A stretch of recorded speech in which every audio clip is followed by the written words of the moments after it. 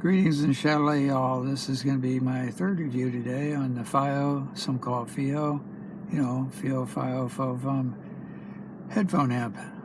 This is the Q1-II, and it's kind of optimized for iOS devices, Lightning devices, because it recognizes Lightning, doesn't pull any power from them like it does from Androids and so on if you're using USB-C connection.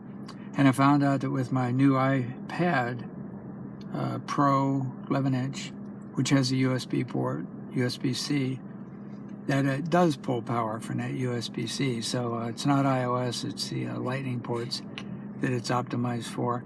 Of course, in the case of the iPad, it didn't pull enough power to make any difference. I listened for a couple hours and I drew about 8%. No biggie.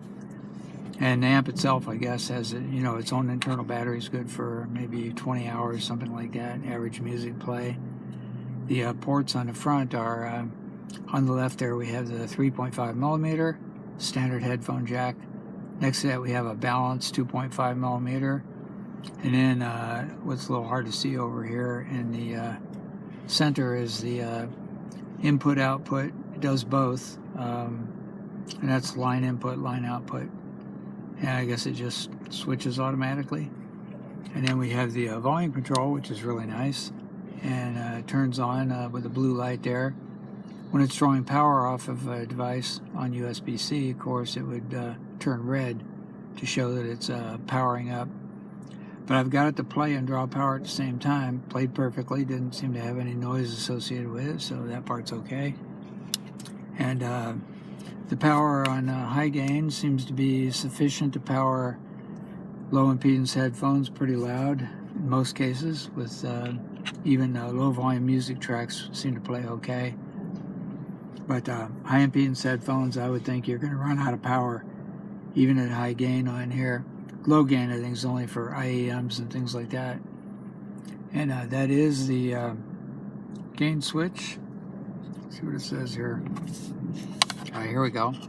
There's the gain switch on the left. A little hard to see, and especially the writing on there. And then on the right we had the bass boost switch, and then micro USB in the center is the your DAC port for connecting to phones and that sort of thing. And it came with different cables. Here's the micro USB on one end, and then here's a Lightning on the other end for going to Apple phones and iPods. And to go to my iPad, I use the Dragon Tail USB-C connected to a short micro USB to USB-A cable. And so those two pieces connected it up to the iPad. It's got a really nice finish on it. It's all metal. There's a little high-res certified thingy there for Japan. And not much else to say about this, except it does play very cleanly at fairly loud volumes, given all the things I've noted. And once again, I would say on 150, 300 ohm headphones, especially if they're not extremely sensitive. And on low volume music tracks, you could run out of power. Just might not have enough to do the job.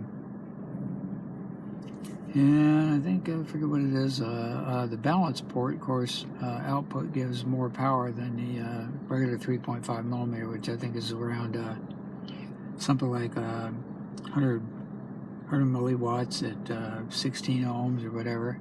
So it's just there, and that's at high gain.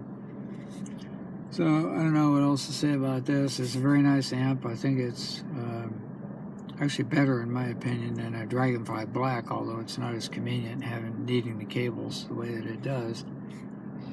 But not as good as a Dragonfly Red or Cobalt, but it's half the price. I think it's just a great little headphone amp. And a DAC, of course. It's got its own DAC chips in it. So anyway, for $99, highly recommended. The FiiO Q1-II. Thank you very much.